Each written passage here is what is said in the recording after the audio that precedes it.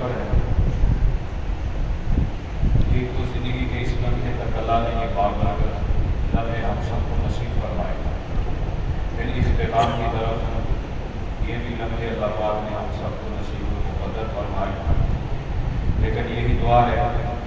جو گزر گئے وہ قبول فرمائے، جو رہ گئے ہمیں نصیب فرمائے۔ ہمیشہ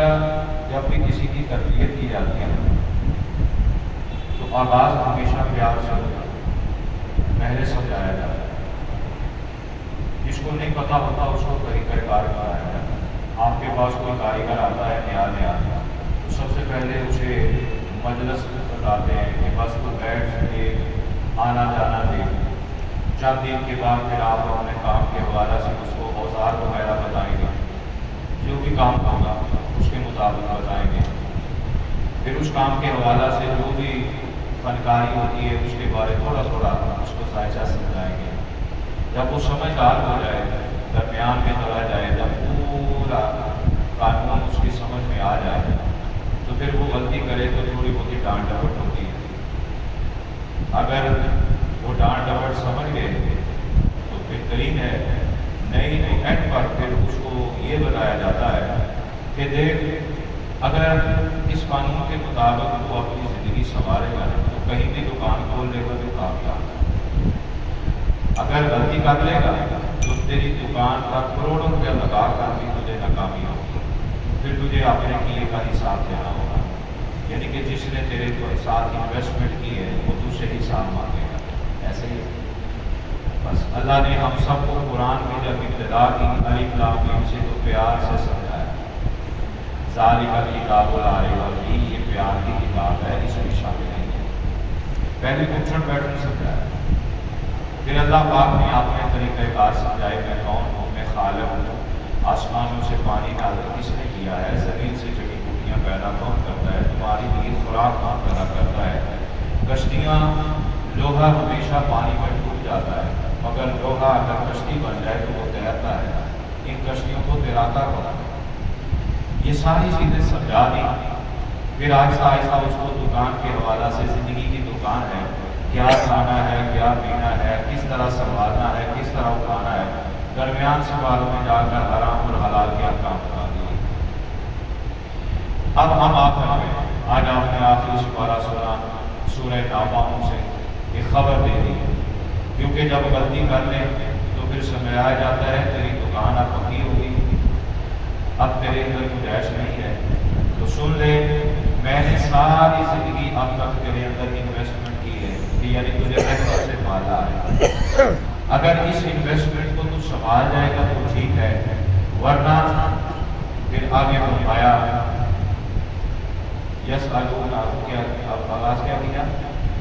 اما یتساءلون عن النبأ العظیم الذی هم فیہ مختلفون، پوچھا جائے گا اس قیامت کے بارے میں جب تم آؤ گے اس بڑی خبر کے حوالہ سے کہ جب تیری انویسٹمنٹ کے بارے میں پوچھا جائے گا، میں نے تجھے روٹی دی، میں نے تجھے سمجھایا، میں نے بتا دیا تھا نا یہ حرام ہے، میں نے بتا دیا تھا یہ حلال ہے،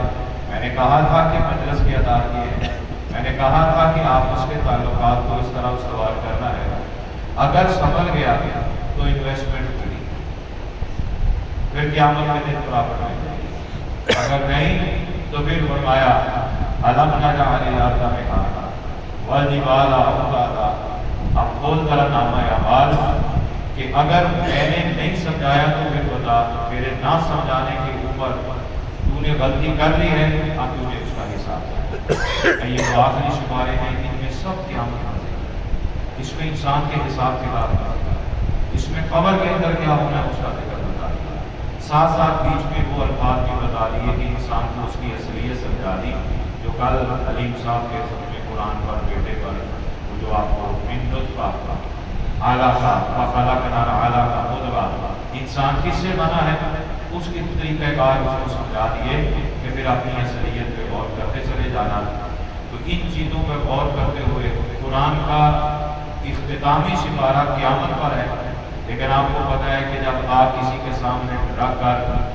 بندہ جو ہے اس کی تپش لینا شروع کرتے ہیں تو خطرہ بھی پڑ جاتا ہے کہ کہیں جسم نہ جلس جائے، تو پھر خدا تعالیٰ نے آخری 20 صورتوں کا آغاز محبوب کے مکھڑے سے